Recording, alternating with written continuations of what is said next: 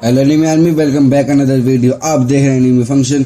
उम्मीद करता हूँ कि आप सब ठीक होंगे। तो आज का वीडियो शुरू करने से पहले अगर आपने पहले के 2 एपिसोड नहीं देखे तो उनके लिंक डिस्क्रिप्शन में डाल दिए हैं, जाके चेकआउट करो। चलिए आज का वीडियो शुरू करते हैं बिना किसी देरी के। लास्ट एपिसोड में हमने देखा था कि कैसे गोजो ने रिको को बचाया था।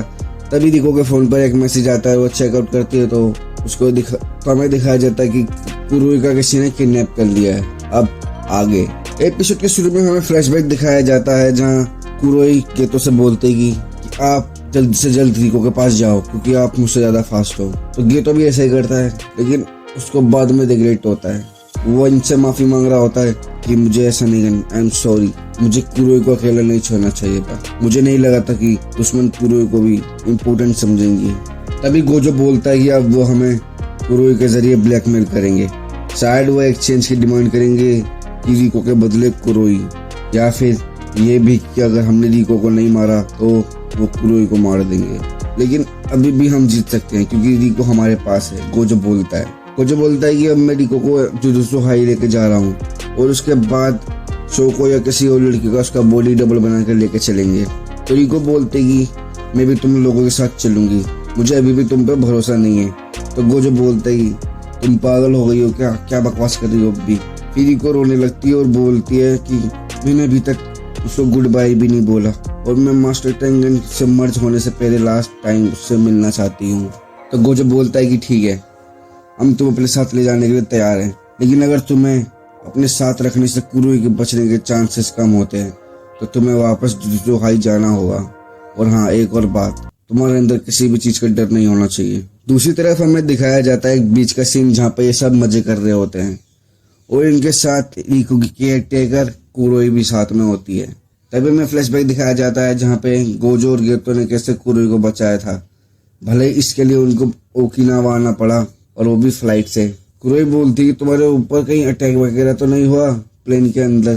तो गेतो बोलता है कि चिंता मत करो, गोजो के पास काफी कमाल की आंखें हैं, उसने आने से पहले सभी पैसेंजर्स को चेक करा था, प्लेन के अंदर भी और प्लेन के बाहर भी। इसके अलावा मैंने भी अपने कस स्प्लिट को प्लेन से अटैच कर रखा था जिससे हम सुरक्षित रहें।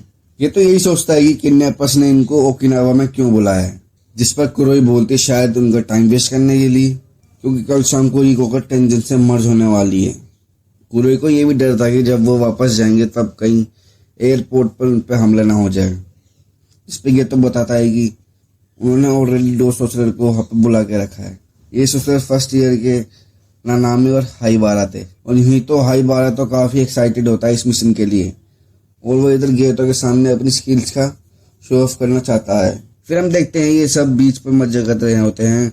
गोजो रिको के साथ पागलों की तरह खेल रहा होता है क्योंकि रिको के आखिरी पल होते हैं जो वो इन लोगों के साथ बिताती है और वो जिसमें कोई कसर नहीं छोड़ना चाहता था। तभी गेतो गोजो से बोलता है कि चलो जाने का वक्त हो चुका है, जिसे सुन रिको उदास हो जाती है। गोजो ये देख लेता है और गेतो से बोलता है कि हम कल सुबह चलेंगे और वैसे भी मर्ज कल शाम को है।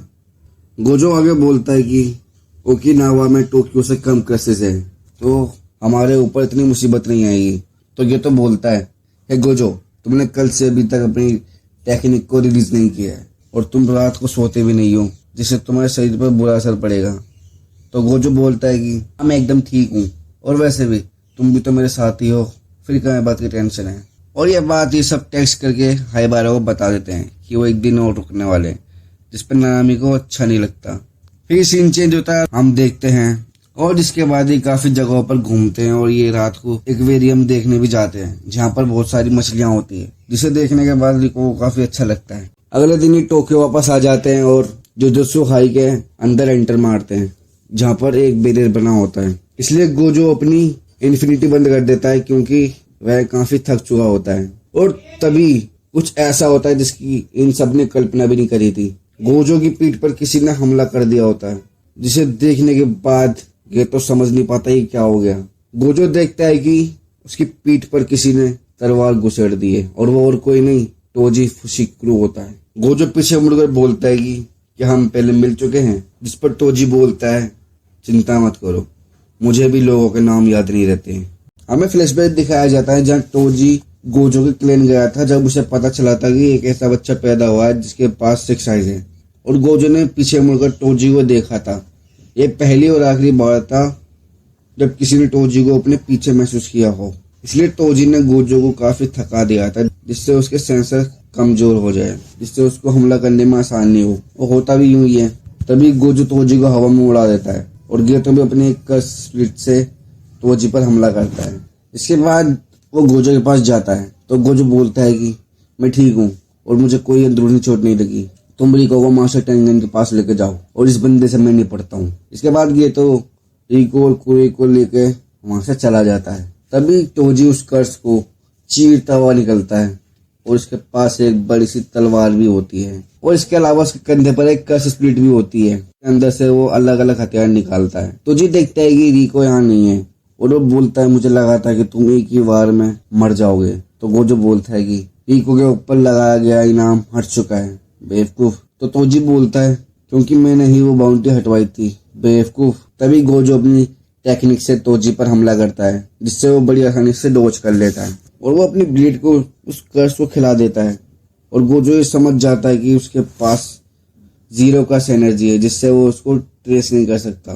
टोजी के पास सिर्फ फिजिकल स्ट्रेंथ है, जिससे वो बहुत तेज है, जिससे गोजो को उसको देखने में मुश्किल होगी। तभी टोजी बिजली की रफ्तार से गोजो पर अटैक करने आता है, लेकिन गोजो अपनी टेक्निक ब्लू से उसको दूर फेंक देता है, क्योंकि उसके पास लिमिटलेस की पावर है।